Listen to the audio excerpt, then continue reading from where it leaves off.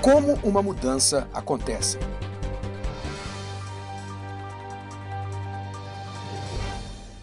Se você considerar a dinâmica da mudança, você vai notar que toda mudança segue duas etapas principais.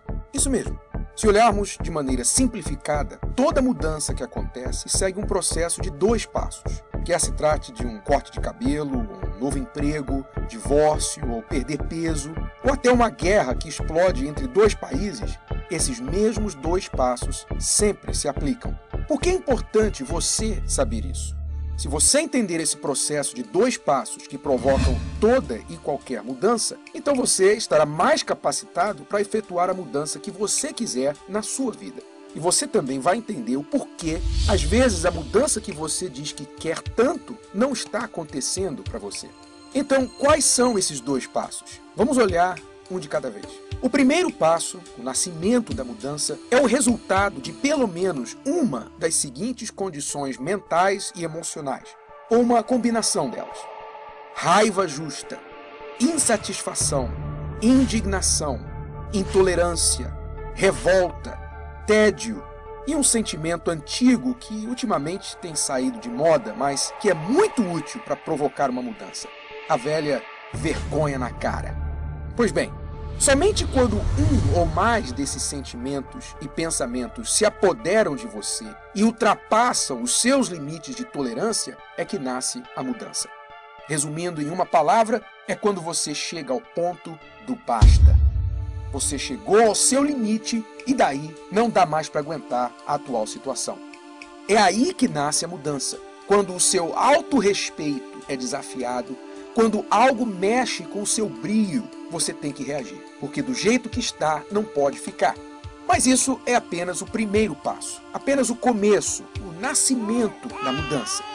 Para essa mudança crescer e desenvolver, para ela ganhar impulso e finalmente acontecer, você tem que colocar toda a sua força à disposição dela. Isso porque toda mudança encontra resistência, e quanto maior a mudança, maior a resistência contra ela. Você encontra resistência até mesmo em mudanças pequenas, como por exemplo, quando você vê que precisa de um corte de cabelo. Você tem que tirar tempo da sua agenda ocupada, ir até o cabeleireiro ou barbeiro e torcer que ele ou ela vai fazer um bom trabalho nesse cabelo lindo que você tem. É claro, é um exemplo pequeno que oferece pequenas formas de resistência, afinal estamos falando apenas de um corte de cabelo, mas mesmo assim é uma resistência que você tem que superar. Num outro exemplo maior, se você for começar o seu próprio negócio, você irá enfrentar níveis de resistência muito mais altos. Mas a chave aqui é entender que se você quer realizar uma mudança, a sua força tem que ser maior do que a resistência contrária. Portanto, o segundo passo para a mudança é permitir que a sua raiva, a sua revolta, a sua vergonha na cara façam uso de toda a sua força. Coloque tudo o que você tem à disposição dessas energias e daí é só sair da frente. Agora, o que quer dizer toda a sua força? Eu acho que é importante definir o que isso significa. Para mim, toda a força quer dizer o uso total e em conjunto de todas as seguintes fontes de força que nós temos. Primeiro, o nosso espírito. No nível mais alto da sua força está a sua fé, o seu espírito, o poder da sua crença. Você tem que acreditar que é possível mudar. Há situações em que a mudança parece tão impossível que você vai precisar mesmo de um milagre. E é aí que entra o poder da fé, o poder da oração, naquelas situações em que não há nada que você possa humanamente fazer. Mary, a rainha da Escócia, disse uma vez: "Eu temo mais um homem de joelhos do que um exército de 10.000 soldados armados." Há poder na oração. Se você ainda não sabe usá-lo, procure saber, experimente, você vai se surpreender. Tempo. Você tem que dedicar o seu tempo à mudança. Você tem que gerenciar o seu tempo e não ceder às distrações. Você tem que manter o foco naquilo que você quer.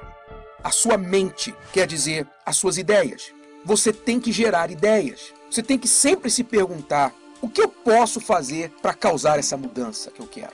Sua mente deve estar totalmente ocupada com pensamentos sobre aquela mudança tão desejada. O seu corpo. Isso se refere àqueles momentos em que você tem que arregaçar as mangas e pôr mãos à obra. Ou seja, gastar a sola do sapato. Fazer fisicamente o que você precisa fazer para realizar a mudança. É vencer a moleza e a preguiça.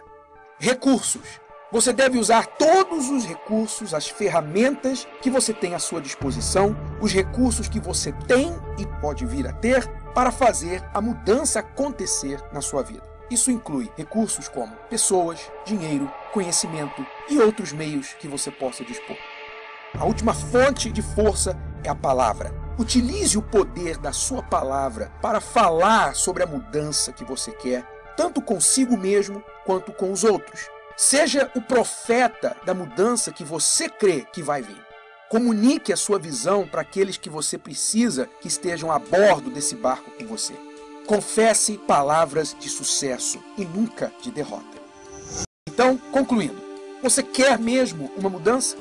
Se a resposta é sim, então permita nascer dentro de você uma raiva justa, uma revolta santa contra a sua situação e daí coloque toda a sua força, todos os seus recursos a serviço delas.